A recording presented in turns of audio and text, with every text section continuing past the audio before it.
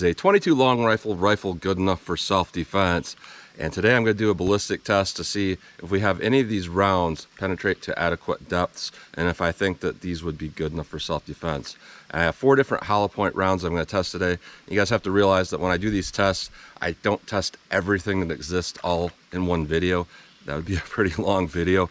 I've done a lot of different tests of different ammo through this rifle, and sometimes I use solid ones that are not hollow points. But today I just picked out 4 rounds just to test all at the same time that I happen to find at my local store. So I happen to have some 22 long rifle mini mags with the 36 grain hollow point CCI mini mag. Then I found some Remington 22 Golden Hunter, and that's basically like the Golden Bullet but at a much higher quality. It's supposed to be a lot more reliable. That is a 40 grain hollow point.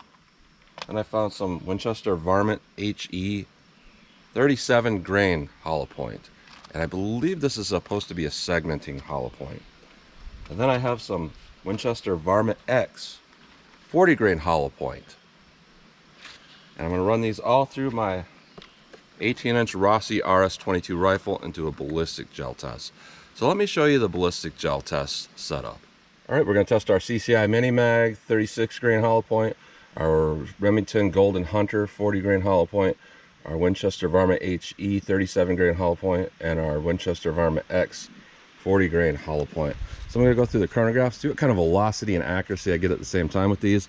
Then I'm going to do my 10% clear ballistic gel test, and this is going to be my real world simulation test. So I have 4 layers of t-shirt material, followed by 3 inches of clear ballistics to represent hitting a pectoral muscle, followed by a 1/4 inch medium density fiberboard to represent hitting ribs or sternum, 16 more inches of clear ballistics, and another 1/4 inch medium density fiberboard at the back to represent hitting back ribs.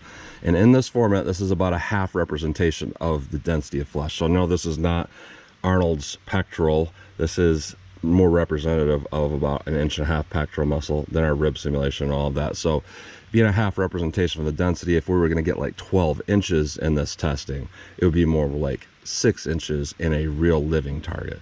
So we are hoping to see 12 inches with some of these rounds. If we can get to 12 inches in this test, that could indicate those rounds could be adequate for self-defense.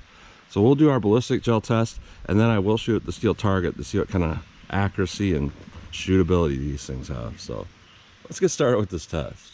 All right, I'm going to be shooting 7 yards from the target. So first up, we have our CCI Mini Mag 36 grain hollow point. This is rated at 1260 feet per second. So let's see what we get here with our Mini Mag out of this 18-inch barrel.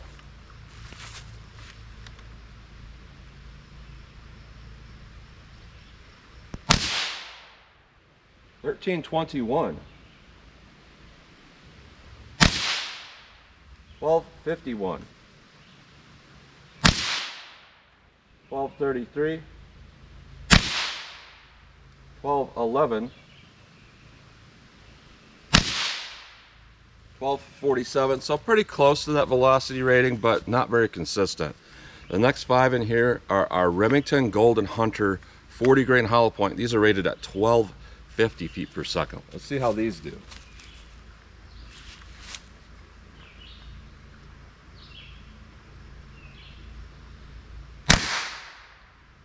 $11.08. 1056. 1047. 1140. 1120. Not very consistent and pretty far below our rated velocity. Now, next 5 rounds are going to be our Winchester Varmint HE. That's a 37 grain segmenting hollow point, rated at 1435 feet per second. That's high rating. Let's see what we get here with our Winchester Varmint HE.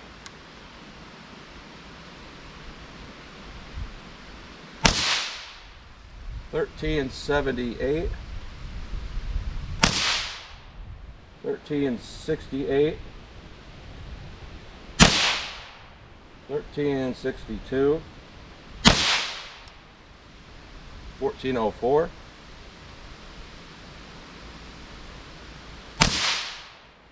$13.66, so below rated velocity again. I haven't seen it consistently. I'm getting that in this particular rifle. Next up, we have our Varmint X, Winchester Varmint X, 40 grain, rated at 1440 feet per second. So this is the highest energy around as far as the ratings go. So let's see how close we get to 1440 feet per second with our Winchester Varmint X, 40 grain.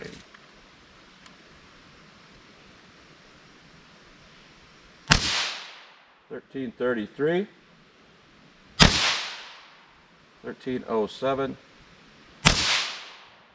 $13.77, $12.95,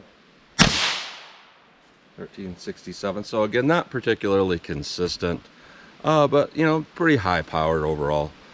So let's hit our ballistics gel block and see how all these rounds compare in our real world simulation. All right, we're going to do our ballistic gel test real world simulation. 4 layers of t-shirt material, followed by 3 inches of clear ballistics to represent hitting a pectoral muscle, followed by a 1/4 inch medium density fiberboard to represent hitting ribs or sternum. 16 more inches of clear ballistics and another 1/4 inch MDF at the back to represent hitting back ribs. Gotta remember that's a half representation of the density of flesh. So we're hoping to hit at least 12 inches in this particular setup. So same order here. We're gonna start with our mini mag and then move on, and I'm gonna do 2 shots, go up, take a look, and then do 2 more shots. So first up, we got our mini mag, 36 grain hollow point.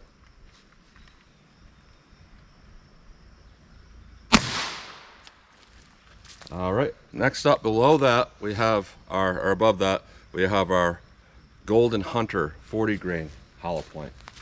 Let's see how this does. All right, let's go take a look.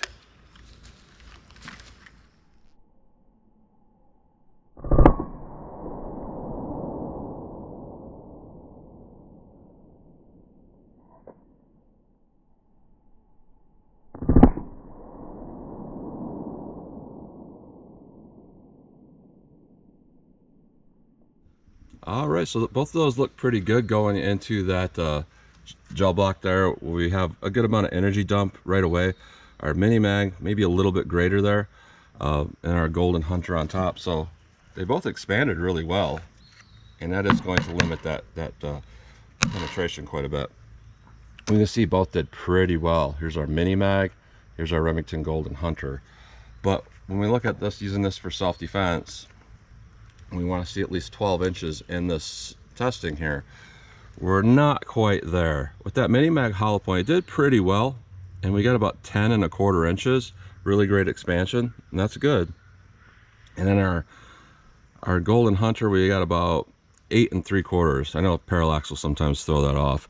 From the camera's view, it'll look like it's probably like 10 inches, but it's 8 3/4 from a straight on view. So those would definitely be a little bit shallow to use those for self-defense. Now, the 12-inch minimum number that you're looking at, you know, that came originally, I believe, from the FBI, and then the IWBA started using, you know, that number, and that's just to ensure that through a side shot, through an arm into the thoracic cavity, that you get enough penetration. So that you need at least 6 or 7 inches through living flesh, so that equates out to like 12 inches in a ballistic gel block. So we're not quite there. Now this would definitely hit vitals with a front on shot, but not a side shot. Not terrible performance for what they are. So now let's try our other 2 rounds, our Winchester rounds, and see how those compare. All right, next up we have our Winchester Varmint HE, our 37 grain segmenting hollow point. See how this does.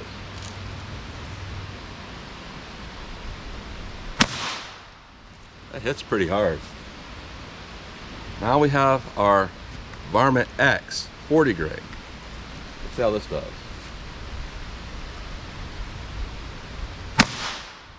Let's go take a look.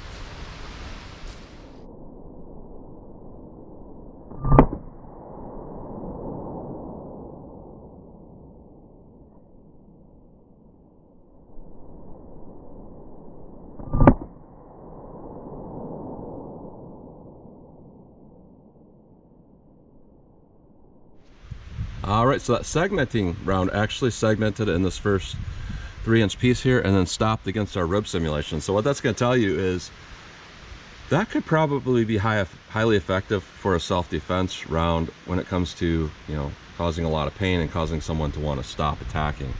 And there's something to be said for that. And we'll get into that later, but let's take a look at our rib simulation here. And yeah, those easily stopped against that rib simulation. And now we have our Winchester other varmint round, Varmint X, that actually expanded much larger than the others before hitting that. So that's pretty impressive. And it went deeper. So with our Winchester Varmint HE high energy, you know, we fragmented out and we went to about 9.5 inches. So that's an admirable performance. That's not bad. Our energy dump with our other Winchester Varmint X, good amount of energy dump up there. And then we went all the way up to, I would say, about 10.25 inches, and we have really big expansion. So looking at this, I'm gonna have to say that I think that Winchester Varmint X 40 grain did the best here when it comes to a self-defense round, because we got, not only did we get what looks like the biggest expansion, but we also got the most penetration. And that's to be expected though, because we're using a heavier bullet. So I would say overall this is not bad performance with any of these. I would definitely rule out though the Winchester HE, just because I don't think the fragmentation is really going to help you in a self-defense situation. Our mini mag and our Winchester Varmint X, I would say, are the best. The Remington Golden Hunter, I mean, that didn't do that well, honestly. So I would say our mini mag is probably a good choice, simply because they are very reliable and you can find them all over the place. But as far as the top performance out of these 4 rounds, I'm going to have to say that that Winchester Varmint X did pretty well. So let's pull these all out of block. We'll take a close-up look at these bullets, and I'll shoot our steel target and see what kind of practical accuracy and shootability I can get with these. All right, so here's a close-up look at these bullets. Here's our CCI Mini Mag. This one is our Remington Golden Hunter. Here is our Winchester Varmint HE. And here is our Winchester Varmint X. So all of them expanded quite well. Our Mini Mag, I would say, expanded the most consistently and largest overall out of all these rounds here. That looks really, really good. And it's funny because our Remington Golden Hunter, even though it expanded a lot less than that Mini Mag, it still penetrated less. So definitely not quite as good. Then we have our Winchester Varmint HE. We lost those segments there, but that core expanded quite well. But there's not a whole lot of bullet weight left there after that. So that's probably not a positive thing for self-defense. Now here is our Winchester Varmint X. You know, and from first glance that looked like the biggest expansion. I would say, you know, it kind of is in a way, compared even to the Mini Mag here. But part of the problem here is it's like the hollow point busted apart, and we have like that skirt thing going on there. So the actual, you know, center core of that is a little bit smaller than our Mini Mag. So looking at this, I'm gonna have to say our Mini Mag performed the best out of all these. So it's really a toss-up between these two, the Mini Mag and the Varmint X. But I would say, based on being able to find that Mini Mag pretty much everywhere, that's going to be a good go-to overall out of all these. So that's a close-up look at those bullets. All right, 14 yards from the target. So I just want to see how all of these would shoot practically. Like, you know, 14 yards is double your average 7 yards distance, and I do that just to try to make it twice as difficult, to try to simulate adrenaline a little bit. So I got our Mini Mags, and then I got our Golden Hunter, and we'll see how those do, and then I'll load these mags back up and we'll try the Winchester rounds. So here's our Mini Mags. Let's see how these do from 14 yards.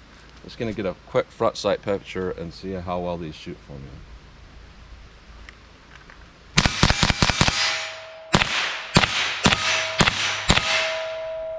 All right, so they'll shoot pretty good overall. Very predictable performance there with how they shoot. I did miss one, but that was all on me. Here's our Remington Golden Hunter here.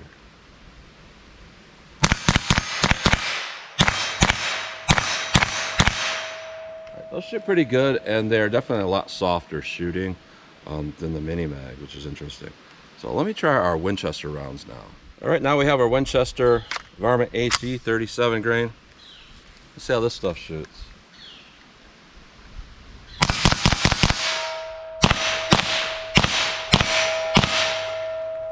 I did pull one, that's all on me. Now we have our 40 grain Winchester Varmint X. This one I think did the best in our ballistic gel test. Let's see how this does.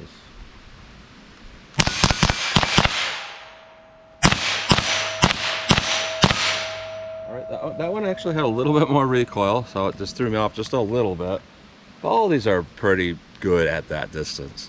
So let me back it up and shoot from some more distance and see how these do, just for fun, from a little more distance. Alright, 75 yards from the target. This is really just for fun. I'm not telling people that they should train from this distance for self-defense, but it's good to know how different rounds will shoot from a little distance. You know, SHTF situations, you know, you get invaded by little green men. Can I take them out from this distance, etc., etc. So, got our Mini Mag 36 grain first. My aim center mask, since I have just these fiber optic sights, and see how these will do. Here's our Mini Mag.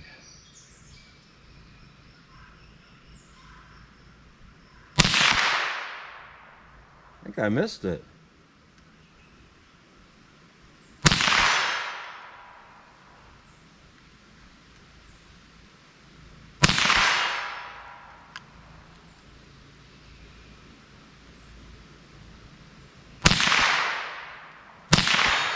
Yeah, these things are shooting quite high from my point of aim. So the ones I missed were going over the target. So next up we have our Golden Hunter. Let me bring that sight down a little bit. Golden Hunter.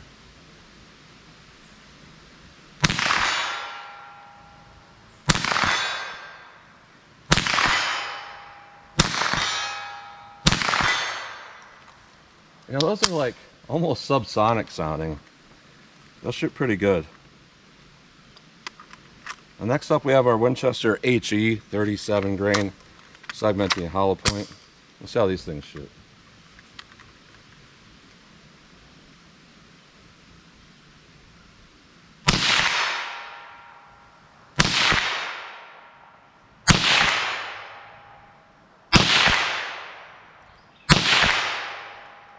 Alright, the next 5 here are our Winchester Varmint X 40 grain.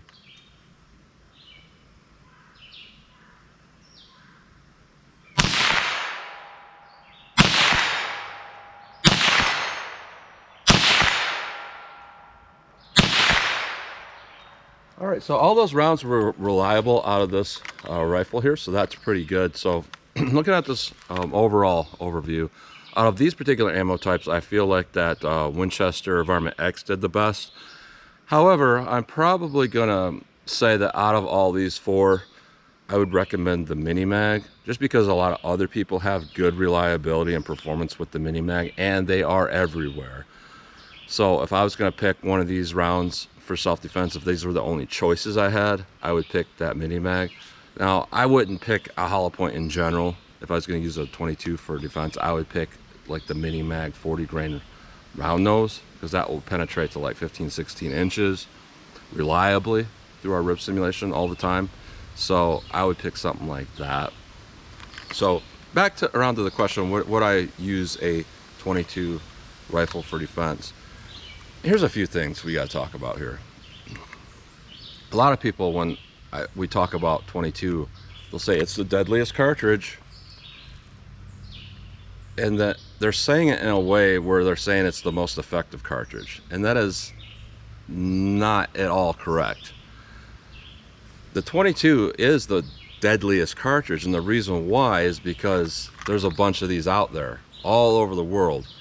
There's a lot of people that don't own any firearms, but they own this. They own one of these.